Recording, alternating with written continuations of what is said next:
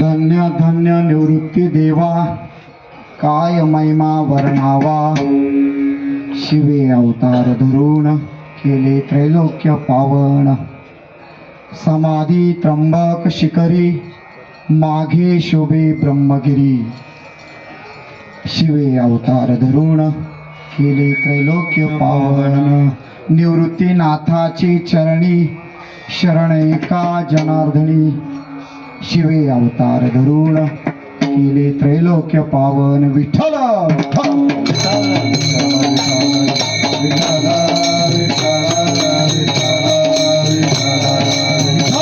भजन करत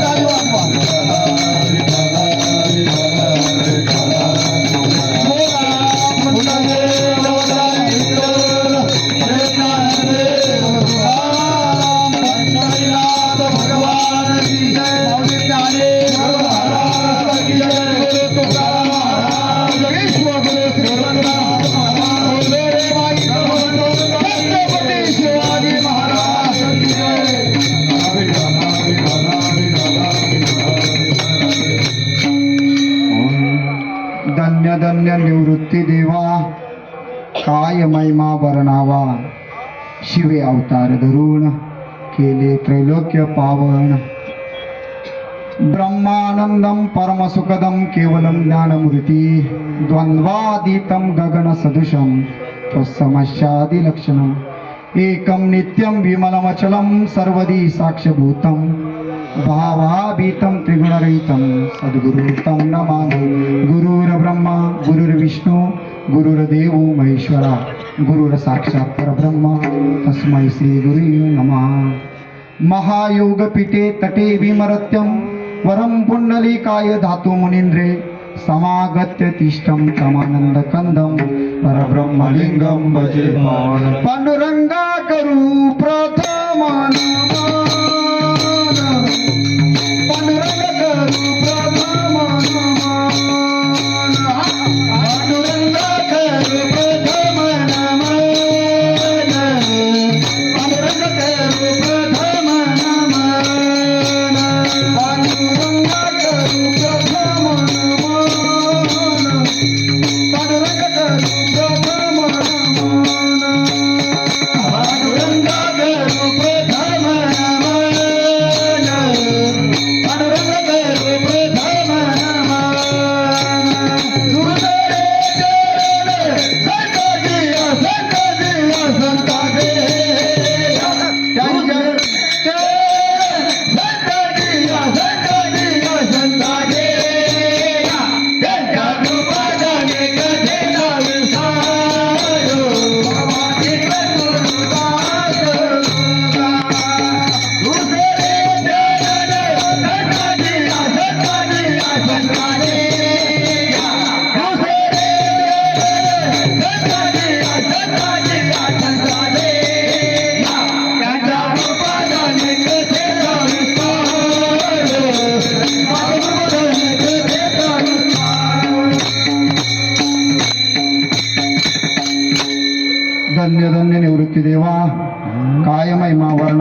शिवे अवतार धरून केले त्रैलोक्य पावन. प्रस्तुत प्राप्तस्थळी आज तम निमित्त मात्र. कसल्या निमित्तानं तर आपण सर्व आज जाणत आहात की आपल्या श्री क्षेत्र डुबेर येथे श्री क्षेत्र त्र्यंबकेश्वर पायी दिंडी सोहळा अतिशय थाटामाटात सुंदर अशा गवळणींच्या अभंगाच्या गरजात आज आपण या ठिकाणी पोहोचलेलो आहोत. तर त्या अनुषंगाने आज आपण या पवित्र भूमी आज पोचलो असून आज आपल्या सगळ्यांचं दादांचं तसेच त्र्यंबक राजाचं आपलं आज दर्शन झालं. आणि या ठिकाणी जो अभंग घेतलेला आहे सेविकाचा तो अभंग श्री संत माझ्या नाथबाबांचा आहे. त्यांना शांती ब्रह्म पण म्हटलं जातं. पूर्ण विश्वाला त्यांनी एक शांतीचा संदेश दिला अशा श्री संत नाथबाबांचा अभंग आहे. विठ्ठल विठ्ठल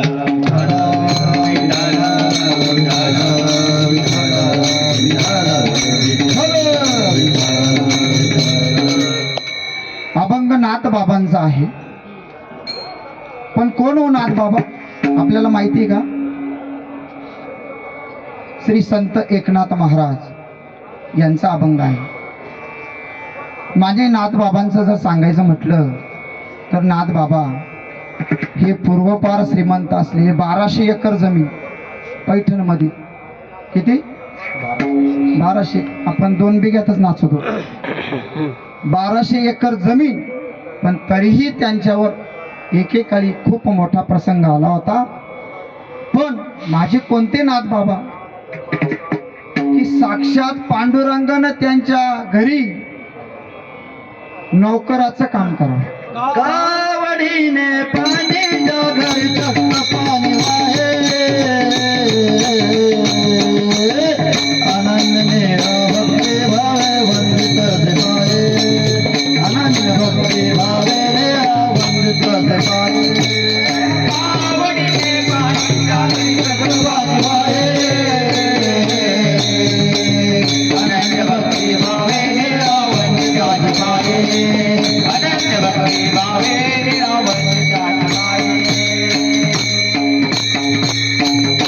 सांगायचं म्हटलं तर माझे नाथबाबा त्यांची सेवा कशी असेल म्हणजे साक्षात पांडुरंगाने त्यांच्या घरी नोकराचं काम करा. नोकर म्हणून राहिले आणि 34 वर्ष 32 वर्ष श्रीखंड्या नावानं काम केलं. आणि नाथबाबांच्या घरी नित्यनेम असायचा. रोज कसला नैवेद्य? पुरणपोळीचा. असे माझे नाथबाबा. या नाथबाबांनी वर्णन करावं माझ्या निवृत्ती रायाचं. काय वर्णन करतात? धन्य धन्य निवृत्ती देवा काय महिमा वर्णावा. ते म्हणतात माझे निवृत्तीनाथ एवढे धन्य आहे, एवढे धन्य आहे. किती धन्य? काय महिमा वर्णावा. महिमा विस्तृत बघू आपण. महिमा ते म्हणतात धन्य धन्य निवृत्ती देवा काय महिमा वर्णावा. शिवे अवतार धरून केले त्रैलोक्य पावन. म्हणजे थोडक्यात नाथबाबा काय म्हणतात की माझ्या नाथाचा जो अवतार आहे तो शिवाचा सुद्धा अवतार आहे. बरोबर की नाही? सदाशिवाचा अवतार सदाशिवाचा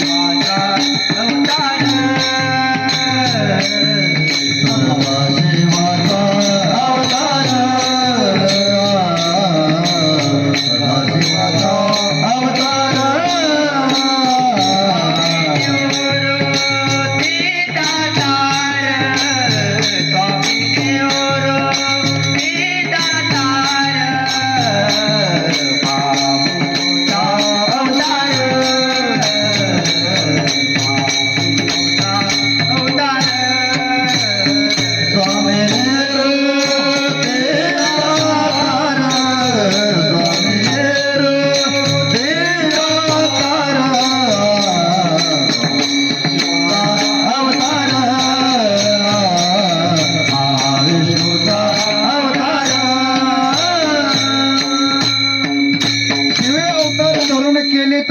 पावन. पण नाथबाबा पुढच्या तिसऱ्या चरणात काय सांगतात? समाधी त्र्यंबक कशी करी. म्हणजे माझ्या निवृत्तीनाथ दादांनी समाधी कुठे घेतली? त्र्यंबक नगरीत. मागे शोभे ब्रह्मगिरी, म्हणजे मागा ब्रह्मगिरी पर्वत आहे. एवढंच नाही, मग ते पुढं काय वर्णन करतात? असे जे माझे नाथ बाबा आहे, एवढा त्यांचा महिमा मोठा आहे, शिवाचा अवतार त्यांनी घेतला, अशा नाथ बाबांना का शरण जावं असं वाटलं? बरोबर आहे की नाही? म्हणून निवृत्तीनाथाच्या चरणी शरण एका जनार्दनी असे माझे नाथबाबा म्हणतात. हा झाला अभंगाचा सोपा आणि सरळ असा. संपलं कीर्तन. विठ्ठल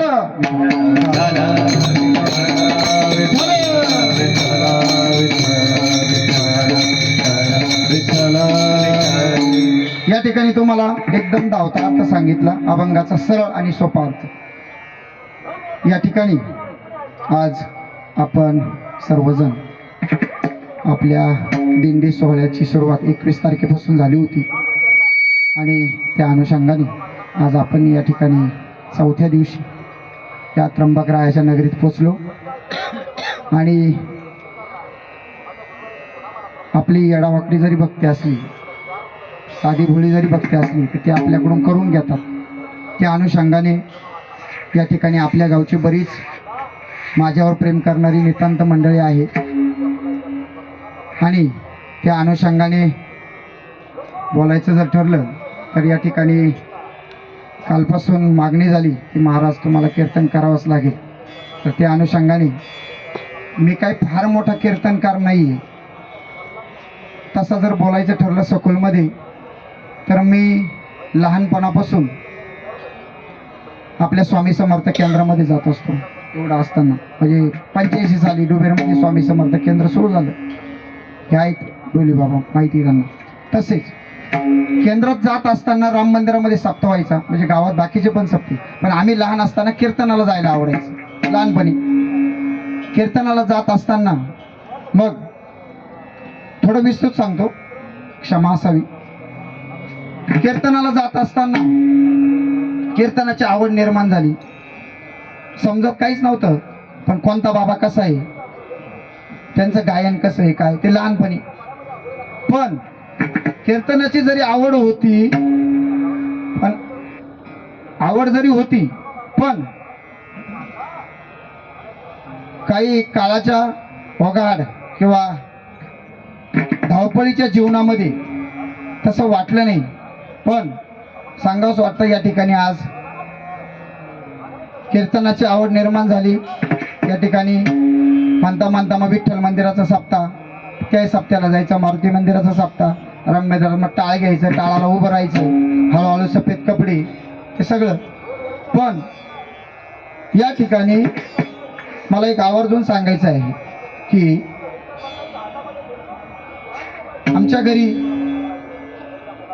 आपल्याच गावातलं गायन व्यक्तिमत्व वैकुंठवासी नंदू महाराज राहटळ हे जेव्हा आमच्याकडं घरी कामानिमित्त आले, 2017 सालची गोष्ट सांगतोय मी, 2017. आणि विठ्ठल मंदिराचा सप्ताह असा पुढं होता. त्यावेळेस आपले वारुंशे बाबा पण होते आणि नामदेव बाबा.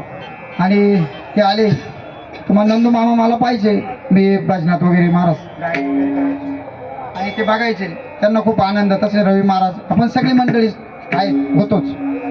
पण त्यांची इच्छा का ते म्हणे महाराज नाही, तुम्हाला गायन येतंय, तुम्ही हळूहळू प्रवचन करा आणि हळूहळू अभ्यास करून तुम्ही कीर्तनकार पण होऊ शकता. त्यावेळेस मी त्यांच्या शब्दाला मी नाहीच म्हटलो. पण ते म्हणे आताच विठ्ठल मंदिरात सप्ताह. कारण मग पहिलं कसं असायचं, 5 ते 6 प्रवचन, नंतर हरिपाठ, नंतर कीर्तन. पहिले प्रवचन असायचे विठ्ठल मंदिरात, आठवत असेल तुम्हाला. 1 तासाचं प्रवचन. ते तर म्हणे तुम्ही करा 1 तासाचं, काय अडचण तुम्हाला 1 तासाचं प्रवचन करायला. बरं म्हटलं चालेल. मी थोडा कस तरी अभ्यास केला आणि त्यांच्या आग्रहाखाचो मी 2017 का 18 साली मला आठवत नाही, पण मी एक प्रवचन सेवा केली. प्रवचन सेवा केल्यानंतर परत विठ्ठल मंदिरामध्ये आषाढी एकादशीला परत कीर्तनाचा नियम असतो. तिथं भाऊ वाडेकर भाऊ म्हटले महाराज तुम्हाला एक कीर्तन करावं लागेल. प्रवचन झालं होतं अगोदर, नंतर एक कीर्तन, पण नंतर मग एक कीर्तन केलं. त्याच्यानंतर आज 25 साली म्हणजे मी आवड आहे, भजन वगैरे सगळं करतो, पण एक खंत असते माणसाला की जोपर्यंत माणूस परिपूर्ण होत नाही तोपर्यंत ते काम करण्याला मजा नाही. तसं मला वाटायचं. तसंच माझ्यावर प्रेम करणारी इथं शिवराम दादा आहेत, बाळूबाबा आहेत, रवी बाबा आहेत, किरण महाराज आहेत, त्या सगळ्यांची महाराज आम्ही 2 वर्षापासून तुम्हाला म्हणतोय कार्यक्रम करा तुम्ही सुरुवात तर करा, पुढं काय होईल पण मी फेटा घेऊन तयार होतो. खोटं नाही सांगेल, फेटा घेऊन तयार होतो. म्हणजे आळंदीला जायचो कोरोना काळाला 2 वर्षाचा, आणि कोरोना काळामध्ये तुम्हाला माहिती परिस्थिती कशी झाली होती. आज जे आपण इथं सगळे बसलेलो आहे ना, ही फक्त त्याची कृपा आहे.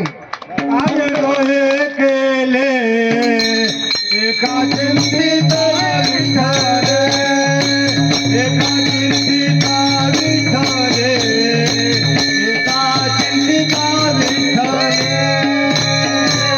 काय डोळे गेले एका चिंतित विठ्ठल, एका चिंतित विठ्ठल, एका चिंतित विठ्ठल. त्याची इच्छा जर असेल तर 100% होणार आणि करावंच लागेल.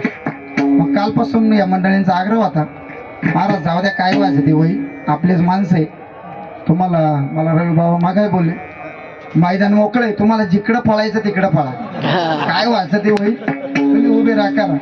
फक्त माझ्या मनाची तयारी नव्हती. मी इथं दादांसमोर बोलतो, क्षमा असावी, ते मला आता इथून पुढे बुद्धी देतील, माझ्या डोक्यात प्रकाश टाकतील आणि मी त्या पद्धतीनं वाटचाल सुरू करीन. जसं म्हणतात ना, एक पाय संसारात आणि एक पाय कुठं असावा परमार्थात, तसं माझं होणार आहे. तर त्या अनुषंगाने आज या ठिकाणी तुमच्या समोर मी कीर्तनाकरता उभा आहे. तर या ठिकाणी मला कीर्तनाच्या साथी करता आपल्या दरवर्षी वारीत येतात भास्कर महाराज शिंदे, त्यांचं पण मी कौतुक करतो. तसेच माझ्यावर प्रेम करणारे उमाकांत महाराज, तसेच आपले अनिल महाराज, किरण महाराज. आता आम्हाला तर गावात म्हणतात संताजी नानाजीची जोडी, बस त्यांच्याबद्दल मी काही जास्त बोलत नाही. आपले विलास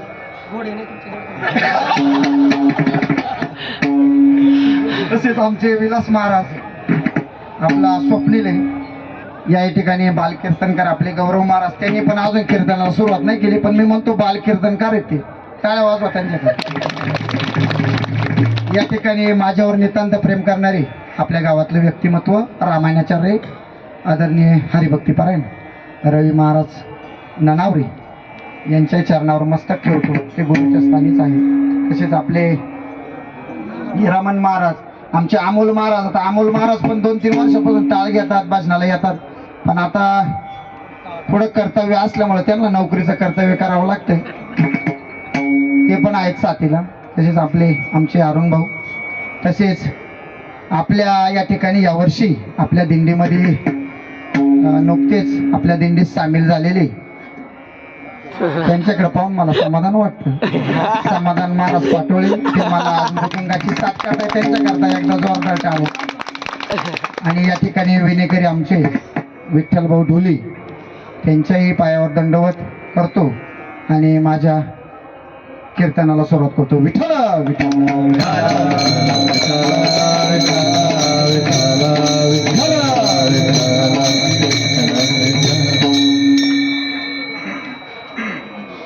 नाथ बाबा त्यांच्या अभंगात सांगतात, धन्य धन्य निवृत्ती देवा, काय महिमा वर्णावा. काय महिमा हो या त्र्यंबकेश्वरचा. या ठिकाणी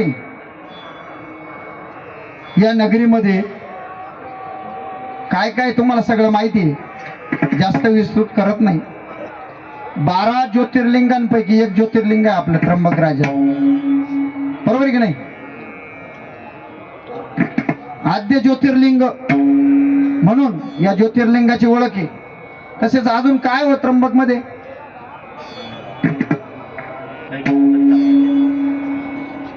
माझ्या निवृत्तीनाथ दादांची समाधी, कोणती समाधी, पण नुसती समाधी नाही, संजीवन समाधी.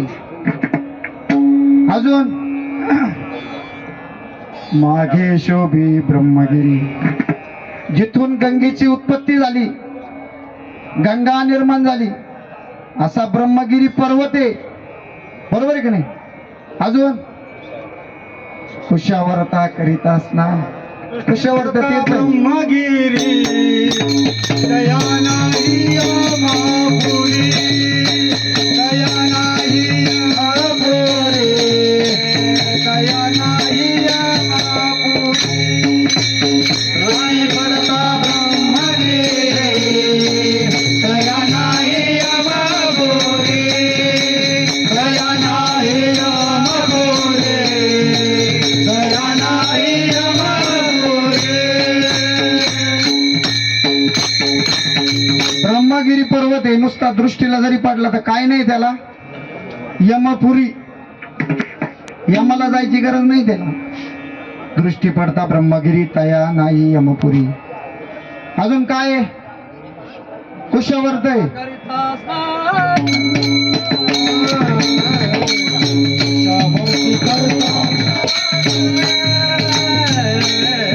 कुशावर्ता करिता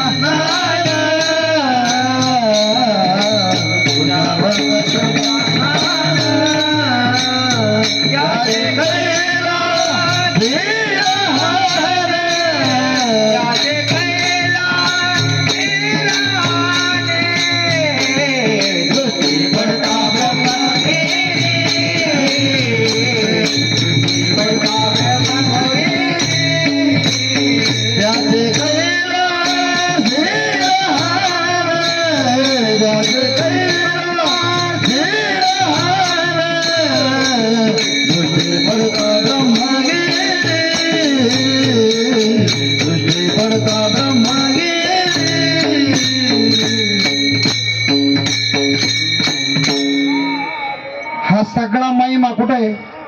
त्र्यंबकेश्वर मध्ये. म्हणून माझ्या नाथबाबांना ते अभंगातून सांगावं लागलं. काय सांगावं लागलं? ते अभंगाच्या पहिल्या चरणात. धन्य धन्य धन्य निवृत्ती देवा, धन्य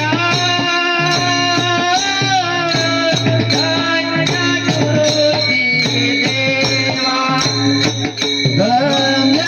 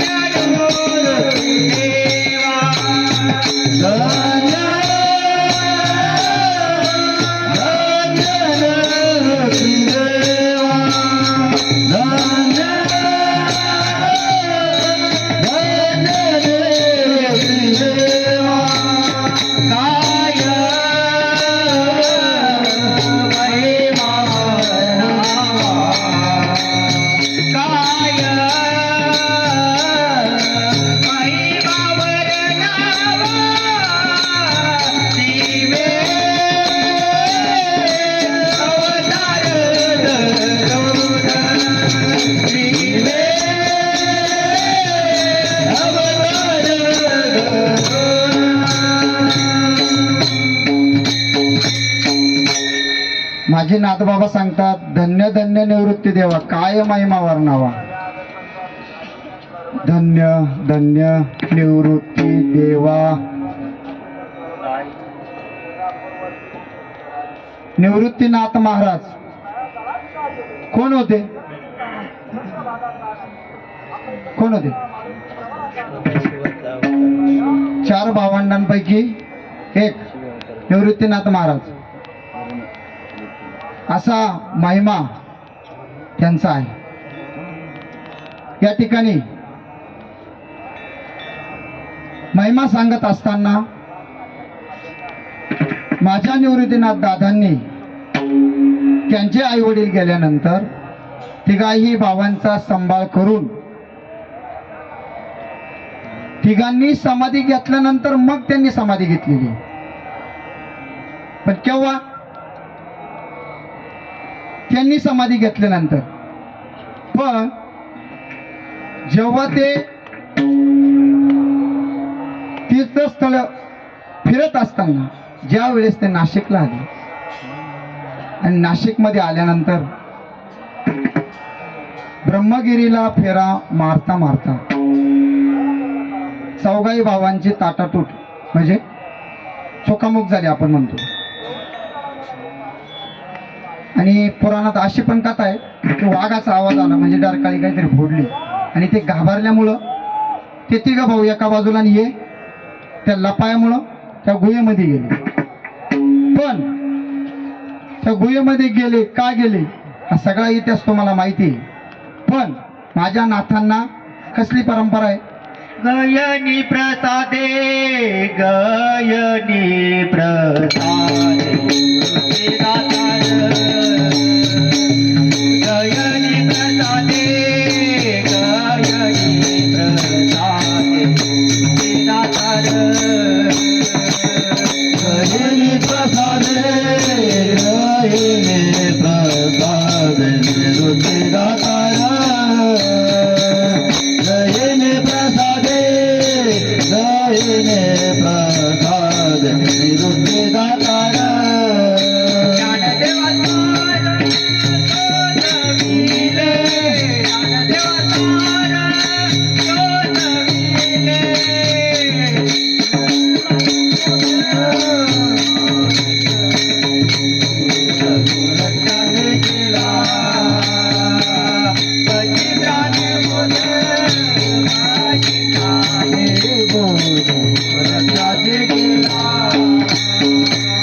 मचिंद्राने बोध मचिंद्राने बोध रक्षाने केला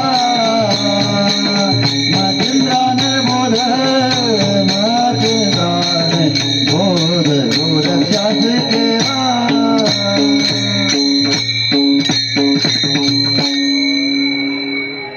संतांना नाथ परंपरा आहे आणि ही नाथ परंपरा असताना ज्या वेळेस ते गुहेमध्ये गेले आणि गुहेमध्ये त्यांना गहिनीनाथ महाराजांनी अनुग्रह दिला आणि तो अनुग्रह दिल्यानंतर मग त्यांनी तोच अनुग्रह माझ्या ज्ञानदेवांना दिला. असं महत्व दादांचं आहे. म्हणून माझे नाथ बाबा त्याचं वर्णन करतात. पण नाथ बाबांचं अनेक संतांनी वर्णन केलेले, पण अनेक संतांनी वर्णन जरी केलेलं असलं त्याचा महिमाही अनेक संतांनी वेगवेगळा सांगितलेला आहे. पण माझ्या नाथ बाबांना ते एक विशिष्ट शब्दामध्ये सांगितलं. म्हणून धन्य धन्य निवृत्ती देवा काय महिमा वर्णावा. महिमा या शब्दाचा अर्थ जर बघितला तर कुठल्याही एखाद्या जागेला एखाद्या स्थळेला जर विशेष महत्व प्राप्त जर झालं तर आपण त्याला महिमा असं म्हणतो. महिमा हा त्या शब्दामध्येच मोठेपणा आहे, विशालता आहे. आणि ही विशालता माझे नाथ बाबा अभंगाच्या त्या पहिल्या चरणामधूनच सांगतात. म्हणून ते म्हणतात धन्य धन्य निवृत्ती देवा काय महिमा वर्णावा. पण नाथ बाबांना त्याचं वर्णन दुसऱ्या चरणामध्ये असं सांगतात. शिवे अवतार धरून शिवे अवतार धरून शिवे अवतार धरून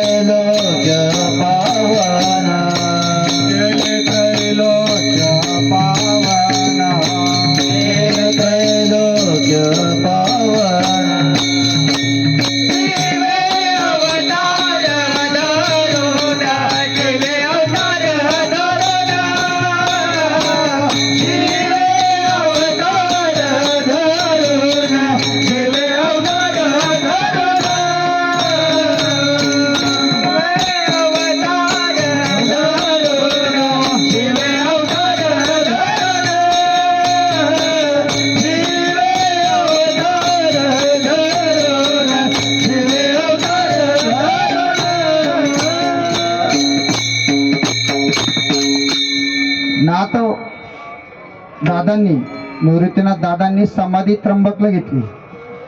पण त्र्यंबकला समाधी घेण्यामागचं कारण आहे, आद्य ज्योतिर्लिंगांपैकी एक ज्योतिर्लिंग साक्षात शिवाचा अवतारी. म्हणून माझ्या नाथ बाबांना त्याचं वर्णन करावं लागलं. शिवे अवतार धरून केले त्रैलोक्य पावन. पण या जगतामध्ये जेवढे संत होऊन गेले त्यांनी काय केली? भगवंताला मिळवण्याकरता भक्ती केली. त्या भक्तीच्या माध्यमातून देव आपलेसा केला. पण भक्ती करण्याचे बी प्रकार आहे. वेगवेगळ्या संतांनी भक्तीचे महत्व वेगवेगळं सांगितलेलं आहे. तेवढा वेळ नाही आपल्याकडं. पण भक्ती करता करता देवाला भावही पाहिजे. देव बोलला भावासी, देव बोलला भावासी, देव बोलला भावासी, देव बोलला भावासी. सांडून या वैकुंठासे, सांडून या वैकुंठासे, देव बोलला भावासी, देव बोलला भावासी. देवाला नुसती भक्ती नकोय, ती भक्ती भावरूपी पाहिजे. भाव पाहिजे मनात. या ठिकाणी आपण डुबेरवरून पार इथं त्र्यंबकेश्वर पर्यंत आलोय पायी. पण आपलं लक्ष घरी जर असेल तर काय उपयोग आहे त्याचा? आपण घरून जसं निघालो तर घरी पोचेपर्यंत आपल्या मनात देवाविषयी भाव पाहिजे. देव बोलला भावाशी. म्हणून तर तो संताकरता वैकुंठ सोडून इथं आलाय. बरोबर आहे की नाही? ज्या सुखा कारणे देव वेडावला, ज्या सुखा कारणे देव वेडावला, वैकुंठ सोडून संत सगळी राहिला, वैकुंठ सोडून संत सगळी राहिला. ज्या सुखा कारणे देव वेडावला, ज्या सुखा कारणे देव वेडावला, वैकुंठ सोडून संत सगळी राहिला, वैकुंठ सोडून संत सगळी राहिला.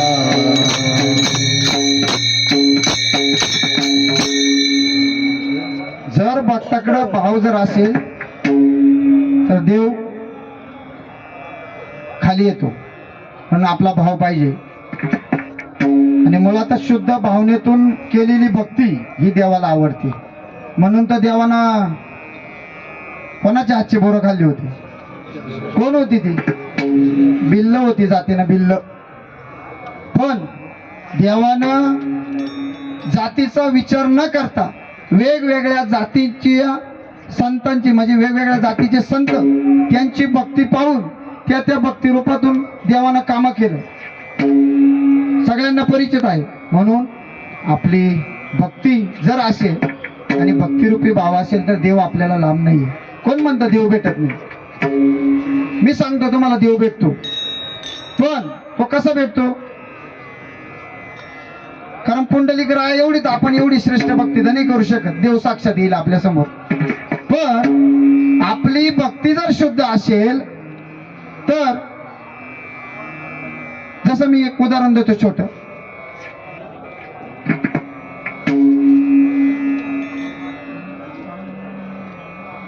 एखादा जर भक्ती करत असेल आणि त्या भक्तीत भाव असेल आणि मनापासून जर असेल ना, आपण नाही कोण, मी रस्त्याला चालता चालता एक गाडी आली समोर ना, पटकन मी बाजूला झालं, नाही तर मला उडवलं असतं. पण तुम्हाला उडवलं का नाही? का उडवलं नाही? तर तुमची भक्ती आहे ना. जर तुमची भक्ती असेल तो भक्ती तुमच्याकडून करून घेतो. आणि भक्ती शुद्ध भावाने जर केली तर ती देवाला प्राप्त होते. म्हणून या जगतामध्ये जेवढे संत झाले, आपले निवृत्तीनाथ दादा असतील, संत तुकाराम महाराज असतील, संत कान्होबा असेल, संत जनाबाई असेल, यांनी आपल्या भक्तीतून देव प्राप्त केला. भावे गावे गीता भावे गावे गीता भावे गावे गीता भावे गावे गीता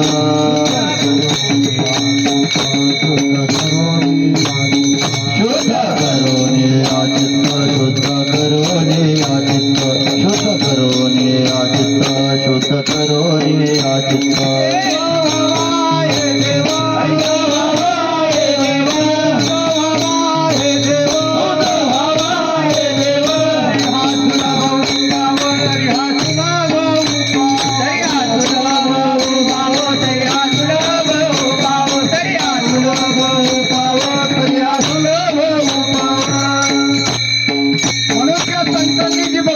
त्याच मार्गाने आपल्याला जायचं आणि तशीच भक्ती करायची. मग त्या संतांनी भक्ती केली, त्यांना देव प्राप्त झाला.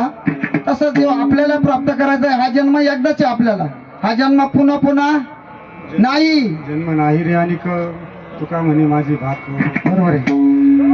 तर हा जन्म एकदा नाही. मनुष्य जन्म एकदाच आहे. या जन्मात आल्यानंतर आपण जे नाही करायचं ते करतो, जे करायला पाहिजे ते नाही करत. म्हणून भक्ती करून आपलासा देव केला पाहिजे. देवे दिला देह भजना गो मटारे दिला देह भजना गो मटारे दिला देह भजना गो मटारे दिला देह भजना गो मटारे आधाला भाटा बाजी केता आधाला भाटा बाजी केता आधाला भाटा बाजी केता. हा देहच देवाने त्याच्या करता दिलाय, भक्ती करण्याकरता आणि देवाचं भजन करण्याकरता. नुसतं आपल्याला येऊन संसार करण्याकरता देव दिलेला नाही. माझ्या संतांनी भक्ती केली ना, पण नुसती भक्ती नाही केली, संसार करून भक्ती केली. तुकाराम महाराजांनी काही वेगळं केलं? काही संसार करूनच भक्ती केली. आपल्याला आहे तोच संसार करून भक्ती करायची. आज या ठिकाणी तुकाराम महाराजांचा आता तुम्हाला सगळ्यांना परिचित आहे. तुकाराम महाराजांनी एवढी भक्ती केली, एवढी भक्ती, देव साक्षात घ्यायला आला. बरोबर आहे की नाही? एवढी तर भक्ती आपल्याला करायची नाही. पण आपल्याला हा जन्म एकदाच आहे आणि त्या जन्मात आपली भक्ती झाली पाहिजे. म्हणून ज्या संतांनी देवाला आपल्याला भक्तीच्या माध्यमातून आळवलं, देवाला मिळवलं, असे संत आपल्याला त्या संतांचे मार्गाने आपल्याला गेलं पाहिजे.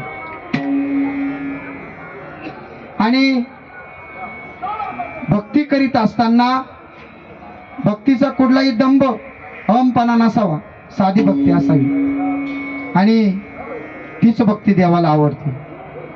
म्हणून माझ्या निवृत्तीनाथ दादांनी साक्षात त्र्यंबक रायाच्या जवळ समाधी घेतलेली आणि तीच समाधी आणि तेच वर्णन माझे नाथबाबा अभंगाच्या 3ऱ्या चरणात समाधी त्र्यंबक शिखरे समाधी त्र्यंबक शिखरे समाधी त्र्यंबक शिखरे समाधी त्र्यंबक शिखरे समाधी त्र्यंबक शिखरे समाधी त्र्यंबक शिखरे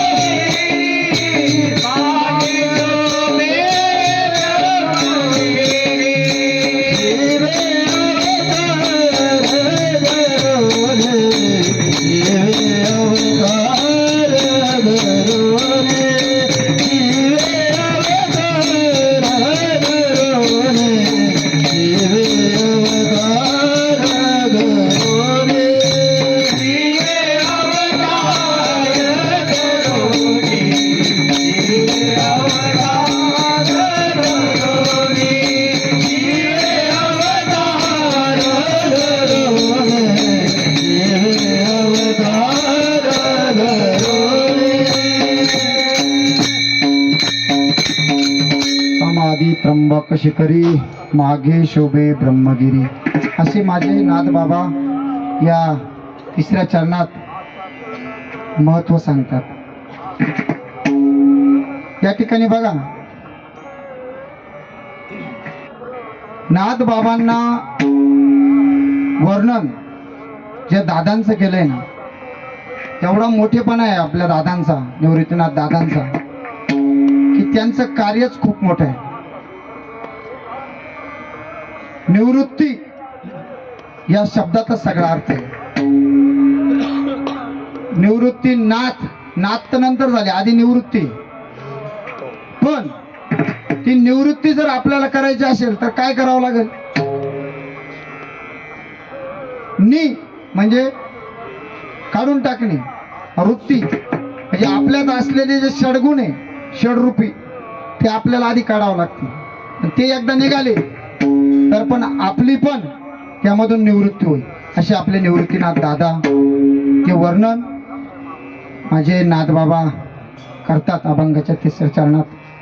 तसेच एवढं जर महिमा मोठा आहे या त्र्यंबक नगरीचा, तर आपण त्या त्र्यंबक राहायला आलंच पाहिजे. आपल्याला तर जवळ आहे ना, आपल्याला काही लांब नाहीये. आज त्र्यंबकेश्वरचं एवढं महत्व आहे, अख्ख्या भारतातून लोक येतात. काय करण्याकरता तुम्हाला माहिती सगळं, आपल्या वाडवडिलांचं विधी. ते महत्व इथं आहे, या जागेला आहे. एवढं महत्व मोठं आहे, त्याचा महिमा मोठा आहे, एवढी मोठी धन्यता आहे. आणि अशा या तीर्थाचं, क्षेत्राचं वर्णन माझे नाथ बाबा करतात. आणि थोडक्यात तुम्हाला या आपल्या क्षेत्राचं एवढं महत्व आहे, एवढं महत्व आहे, तुम्हाला अन्य कुठल्याही तीर्थाला जाण्याची गरज नाही. सर्व तीर्थ कुठे? निवृत्तीनाथाच्या घरी. निवृत्तीचे पाय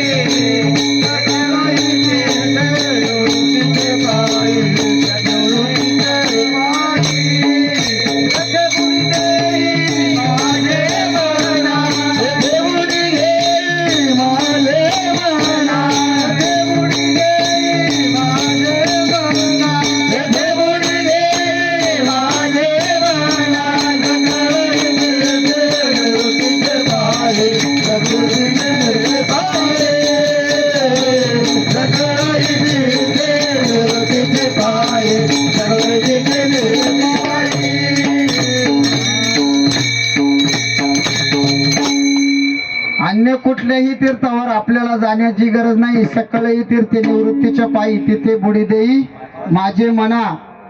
आता मी न करी भ्रांतीचे भ्रमण, निवृत्तीचे वृत्तीचे मार्जन करी तसे. एवढा महिमा जर आपल्या जवळ आहे, तर आपण नियमानं वारी केली पाहिजे महिन्याची. तर एवढं खूप मोठा महिमा माझ्या नाथबाबांनी या अभंगातून सांगितलाय. आता या ठिकाणी तीर्थाचं महत्व सांगितलं तेवढं कमी आहे, माझ्याकडे वेळ बी कमी आहे. तर आपण आपल्या संप्रदायाच्या नियमाप्रमाणे आपण भजन घेऊ. सर्वांनी हात वर करायचे. विठो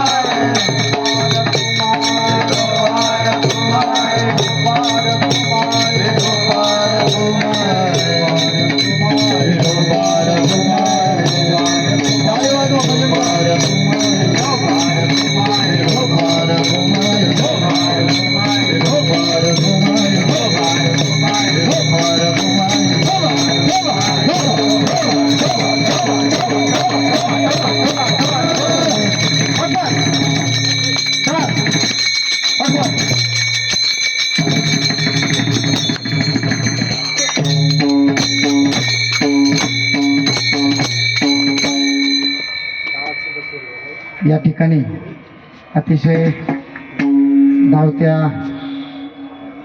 रोपात कवयना अर्थ मी सांगण्याचा प्रयत्न केला. विस्तृत जर म्हटलं तर एक एक क्षेत्र इथं एक एक महिमा एवढा गहन आहे त्याचा अर्थ. म्हणजे तुम्हाला नुसतं ब्रह्मगिरीचं जरी महत्त्व सांगायचं म्हटलं तरी वेळ पुरणार नाही. कुशावर्त आहे, ब्रह्मगिरी पर्वत आहे, दादांची समाधी आहे, आपले त्र्यंबक राया आहेत. एवढ्याचं महत्त्व सांगायला वेळ आपल्याला पुरणार नाही. म्हणून त्या अनुषंगाने माझे नाथबाबा सदर अभंगामध्ये एवढा मोठा महिमा ते वर्णन करतात. असा महिमा या क्षेत्राचा आहे. म्हणून आपण सर्वांनी या क्षेत्राला नित्यनेमानं आलं पाहिजे, वारी केली पाहिजे. थोडक्यात आज एकादश आहे, उद्या एकादशी, बरोबर की नाही? उद्या एकादशी, आजपासून तशी एकादश चालू झाली. एकादश उद्या आहे, माफ करा. तर आपण आपल्या जन्मामध्ये जन्माला आल्यानंतर हा मनुष्य देह मगा जसं मी बोललो एकदाच आहे. तर या जीवनामध्ये मनुष्य जन्म जर एकदाच असेल तर माणसानं आल्या जन्मात संसार करता करता देवाची पण भक्ती केली पाहिजे. पण एक वारकरी म्हणून भक्ती कशी करायची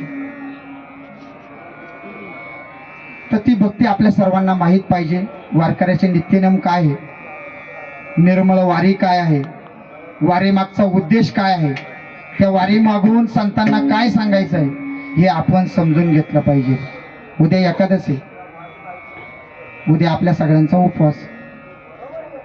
वारकऱ्याचे जर नित्यनेम सांगायचे म्हटले तर वारकऱ्याने 24 एकादशी आणि 5 व्रत सांगितले, ते केले पाहिजे. पण मी बऱ्याच ठिकाणी असं ऐकलंय, म्हणजे लोक सांगतात आम्ही संध्याकाळी एकादश सोडून देतो म्हणजे, बरोबर आहे ना? पण मी सांगतो एकादशीचा उपवास हा पूर्ण उपवास आहे. एकादश कधीच रात्री सुटत नाही, हे लक्षात घ्या तुम्ही. रात्री जो उपवास एकादशी सोडतोय त्याला एकादशीचं पुण्य मिळत नाही, हे लक्षात घ्या तुम्ही. तुम्ही म्हणशाल बा आता एकादश दिवसभर धरले होते संध्याकाळी जेवून घेतो, ते नाही. आपण जर स्वतःला वारकरी समजत असाल तर एकादश हा पूर्ण उपवास आहे, हा पूर्ण उपवास पकडला पाहिजे. वर्षात 24 एकादशा करायच्या आहे. आणि 5 व्रत सांगितले, कोणकोणते माहिती का आपल्याला?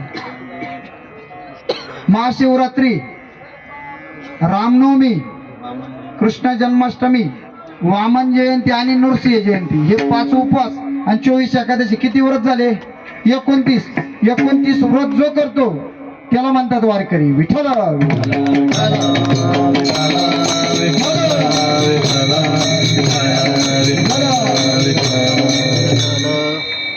24 एकादशी आणि 5 व्रत, 29 उपवास त्या वारकऱ्याने वर्षभरात केले पाहिजे. आणि मध्ये ते एकादश सोडायचीच नाही, लक्षात घ्या. जर तसं कोणी करीत असेल ना, आजच इथंच प्रार्थना करा दादांच्या चरणी, एकादश मी अर्धवट सोडणार नाही, आता पूर्ण उपवास देईल. बरोबर की नाही? मी एकदा आजारी झालो होतो, माझ्या प्लेटलेट कमी झाल्या होत्या आणि मी दवाखान्यात ऍडमिट होतो. त्या दरम्यान आता दवाखान्यात ऍडमिट जर असला तर डॉक्टर काय सांगतो, काय खाण्याचे न खाण्याचे नियम ते सगळे सांगतात आपल्याला. पण मला त्या दरम्यान माझी एकादश चालू आहे, म्हणजे नियमन आहे. एकादश आली आणि प्लेटलेट तर माझ्या कमी होत्या. पण आता विचार असा पडला एकादश आहे आणि जेवण जर नाही केलं तर, कारण प्लेटलेटचं असं आहे रोज टेस्ट करावं लागते रक्ताच्या, किती वाढल्या किती कमी झाल्या, बरोबर की नाही? पण मी म्हटलं जे व्हायचं ते होईल, मी इथं काही जेवणार नाही हो, म्हणजे खिचडी वगैरे ते खायचं सोडून द्या विषय. पण मी जेवणार नाही, मी फक्त चहा आणि जे आपले फळं असतात त्या फळावरच मी एकादश पूर्ण पकडली. मला काहीच झालं नाही. दुसऱ्या दिवसाचा रिपोर्ट माझा उलटा वाढला होता, प्लेटलेट वाढले होते. म्हणजे अशी कृपा आहे. म्हणून एकादश प्रत्येकाने केली पाहिजे. नित्यनेमानं वारकऱ्यांना काकडा केला पाहिजे, बरोबर आहे का नाही? नित्यनेमामध्येच येतं ते काकडा. संध्याकाळचा नित्यनेमानं हरिपाठ केला पाहिजे. किती लोक हरिपाठ करतात रोज? तर जर आपण स्वतःला समजत असेल वारकरी, तर हे जे वारकऱ्याचे नियम आपण पाळले पाहिजे. आणि या बघा, जास्त वेळ घेत नाही, अगदी 5 मिनिटात मी सेवा संपवणार आहे. या जीवनामध्ये जर म्हटलं ना, तो खूप आनंद आहे, खूप, पण तो आपल्या घेण्यावर आहे बरं का माझ्या लाडक्या बहिणींनो. आपल्या घेण्यावर येतो. बघा, आज तुमच्या ध्यानी नव्हतं, मनी नव्हतं, पण या मागच्या सरकारनं तुम्हाला आधी 700 रुपये चालू केले होते, आता किती झाले? 2100 का 1500 असं काही आहे म्हणतात, बरोबर आहे ना? पण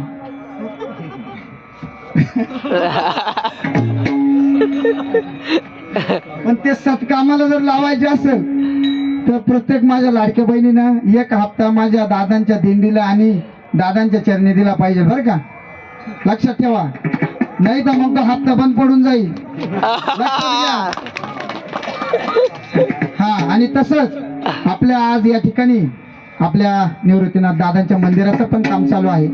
ज्यांना कोणाला पावती स्वरूपात देणगी द्यायची असेल, म्हणताना माणसानं आल्या जन्मात दान पण केलं पाहिजे. दानाचे खूप प्रकार आहे, आता मला ते वेळ नाहीये. भूदान आहे, वस्त्रदान आहे, कन्यादान आहे, गोदान आहे, अजून अन्नदान आहे, ज्ञानदान आहे. पण मी तुम्हाला हे कोणतेच ज्ञान नाही सांगत. दादांच्या मंदिराचं काम चालू आहे, आपल्याला कोणतं दान द्यायचंय? आर्थिक दान द्यायचंय, आणि ती इथंच प्रार्थना करायची आणि सगळ्यांनी दान द्यायचंय. तर अशा माझ्या निवृत्तीनाथ दादांचा महिमा आणि वर्णन माझे शांती ब्रह्म एकनाथ महाराज करतात. पण मग एवढं वर्णन करीत असताना त्यांना दादांना का शरण जावंशी वाटलं, त्याच्यामध्येच तो अर्थ दडलेला आहे. तेच महाराज अभंगाच्या शेवटच्या चरणात सांगतात. हरी निवृत्तीनाथांचे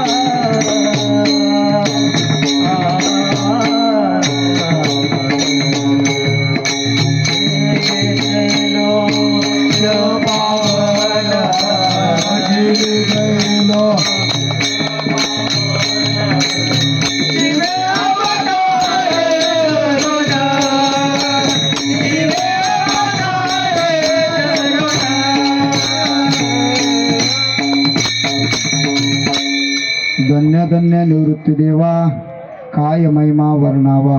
शिवे अवतार धरून केले त्रैलोक्य पावन. समाधी त्र्यंबक शिखरी, मागे शोभे ब्रह्मगिरी.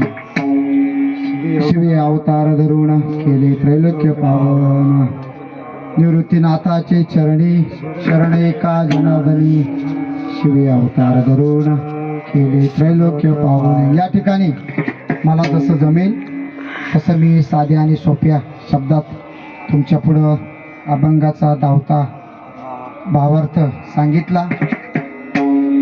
जे काही बरोबर असेल ते तुम्ही सोबत न्या, जे काही चुकीचं असेल तर मला तुमचं बाळ समजून परत द्या.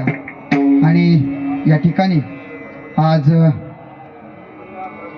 आपल्या या वारीच्या निमित्तानं मला या ठिकाणी जी संधी दिली, मी आपल्या वारीचे सगळे आयोजक नियोजक बंधू किंवा आपले रवी महाराज असतील, आपले दादा असतील, किरण महाराज, या सगळ्यांचे मी आभार व्यक्त करतो, धन्यवाद व्यक्त करतो की मला येडावाकडी कवाय ना 2 शब्द बोलण्याची तुम्ही संधी या ठिकाणी दिली.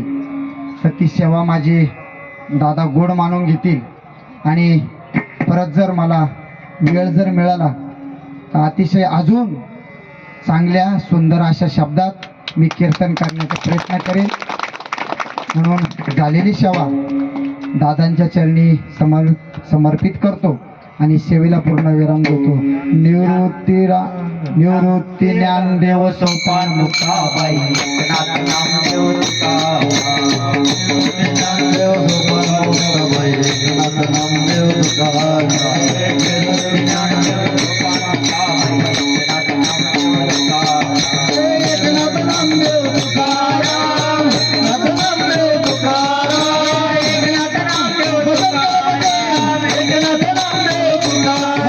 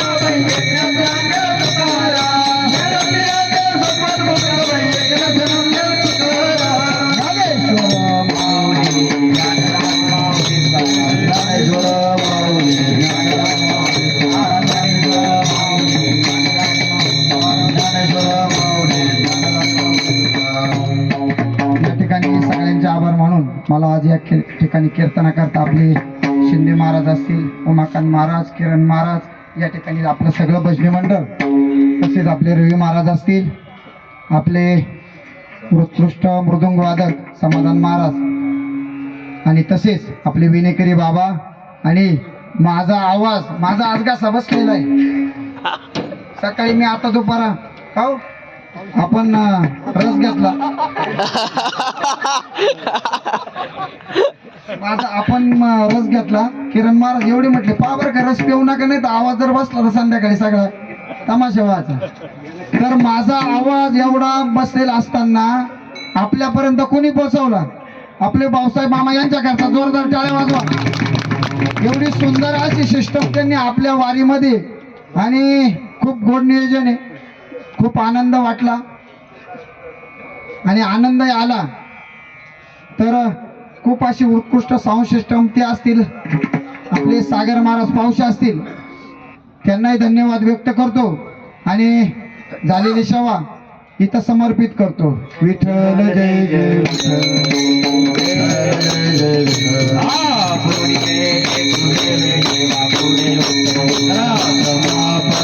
महाराज